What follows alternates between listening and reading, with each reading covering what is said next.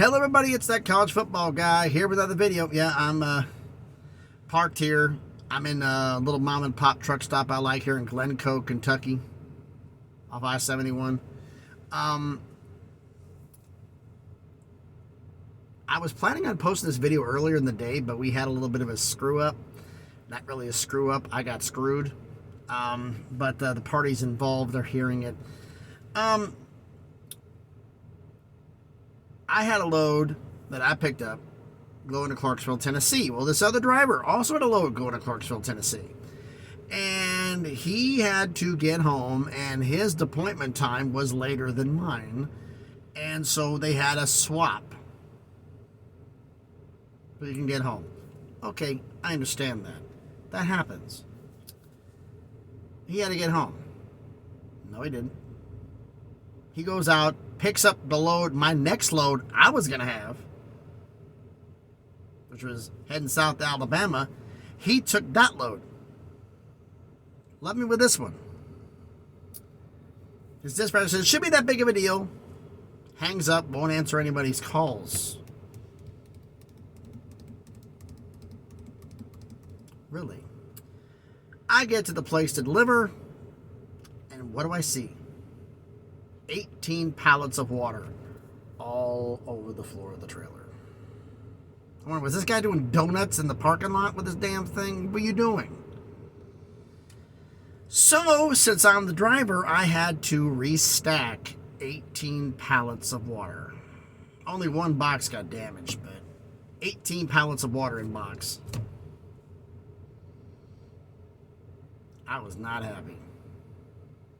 It took about 3 hours to do it because they had to do so many of them and then go get the correct skids, because part of the reason was a problem with whoever loaded it put them on the wrong size skids, that they were actually collapsing under the weight.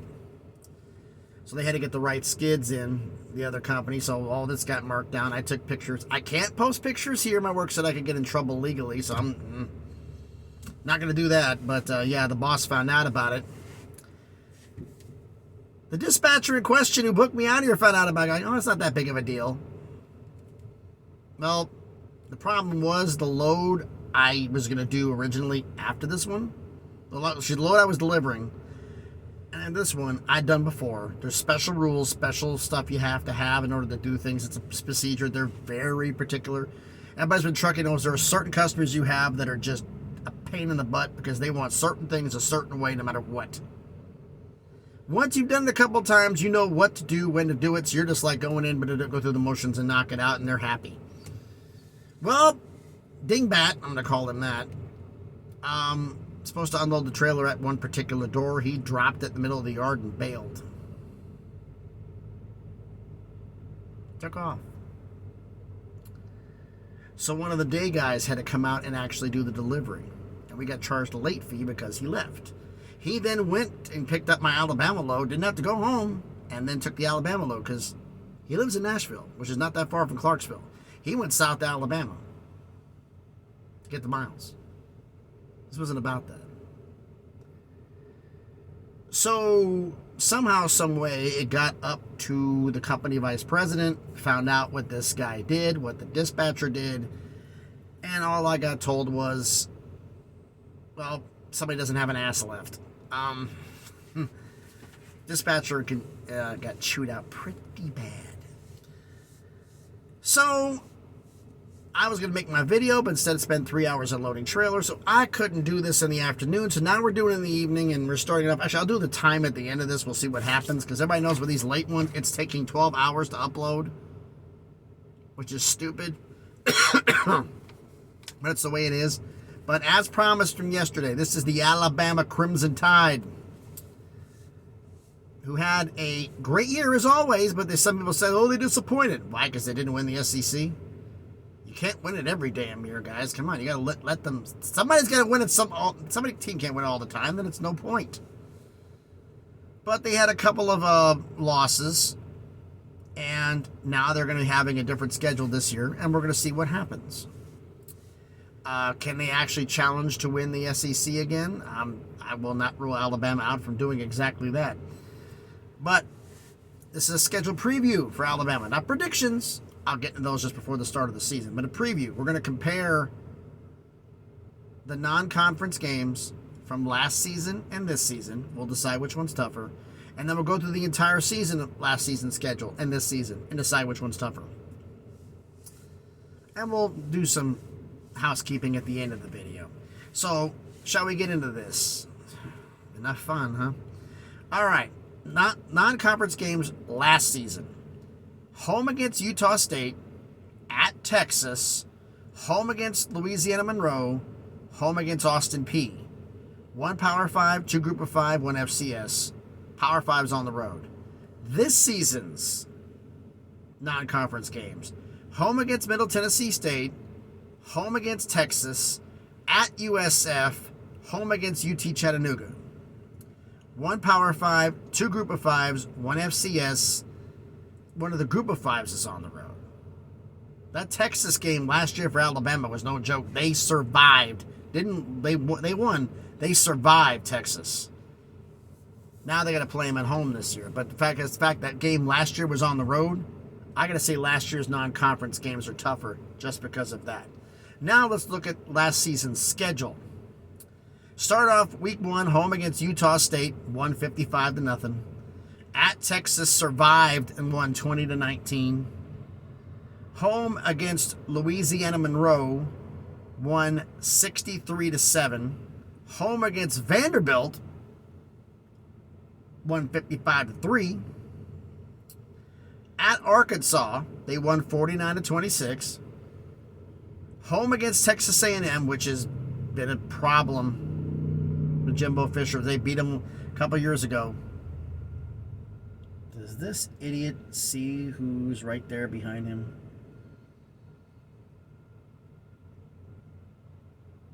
Okay, he figured it out. No, there's a truck. I'm parked here. There's a truck next to me, and there's 2 cars parked, and then another truck space. But he's backing into the car space. I'll find out in a minute. He's going in blind. They corrected. Good job. All right. Home against Texas A&M. Won that one close game, 24-20. At Tennessee, big game last year. Lost 52-49. Chase McGrath's field goal. Knuckleball to win the game. Home against Mississippi State, they won 30-6. Then they hit the bye week. At LSU, lost 32-31.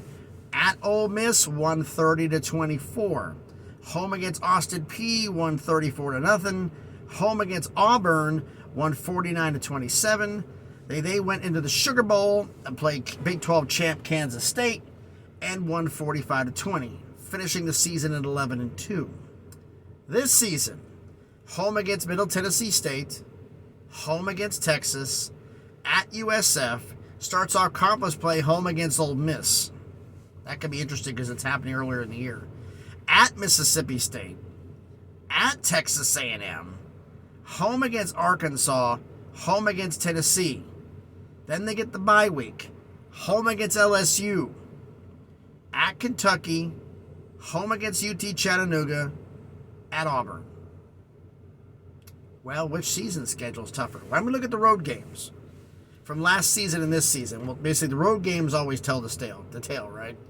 So, last season's road games: at Texas, at Arkansas, at Tennessee, at LSU, at Ole Miss. This season's at USF, at Mississippi State, at Texas A&M, at Kentucky, at Auburn. I think last season's schedule is tougher because of the road games at Tennessee, at LSU. And this season, it's. But the thing is, there's going to be tough games because you beat Ole Miss by 6 on the road last year, late in the year, but now you got to face them earlier in the year at home. So you should still be able to beat them. Tennessee, you're playing at home. Arkansas, you're playing at home. LSU, you lost on the road. As lost on the road, you don't even play them this year. Tennessee, you lost on the road, you get them at home. Texas A&M, you barely beat at home. Now you got to face them on the road. But even with all of that, I still got to say last season's schedule is tougher. But why don't you let me know what you think down in the comments? So thanks everybody for watching the video. If you haven't done it already, please smash the like button, hit the thumbs up. It helps with the algorithm, helps the video see more people. Put your comments in the video. So, a couple things here, a few things. One, do you think Alabama can win the SEC with the juggernaut Georgia still in the conference and doing well? Or do you think they're going to have a challenger in the SEC West? In the last year, there's divisions in the SEC. And then why don't you let me know down in the comments also, which do you think is tougher? The non-conference schedule from last year or from this year? And which is tougher, the schedule from last year and from this year? Let me know that down in the comments. And also, if you haven't done already, please subscribe to the channel. We're almost at 400 subscribers. 399 when I last checked. One more, we're there. Slowly but surely on the crawl to 1,000, we can start making some magic happen. Because my wife told me that as a challenge, she didn't think I would ever be able to make money on YouTube talking college football, because nobody talks about it enough. Really. Quite a few channels I know are doing quite well. So, we'll see about that. So, thanks everybody for watching the video. Hope everybody's having a great Thursday. I'm going to be down in the back here. Timestamp for this one is going to be 7:45 p.m. Eastern Standard Time. I'm here in Kentucky, but I'm delivering to Columbus, Ohio. Yeah, the Ohio State. It's not too far from the stadium. Not too far. I can see it from where I'm at. Provided the traffic, it depends on which warehouse I'm delivering to. Two of them, there's 3 warehouses where I'm going. I've been here before. 2 you can't see the stadium, 1 you can. So if I can, I might take a picture of it and post that up there, because yeah, that's how close I am. Start taking pictures of some of these college football stadiums that I go near and posting them up. Says, yeah, just drove by here. So, thanks everybody for watching. Have a great Thursday. Be safe. Nitwits everywhere on the road. And please, be good to each other.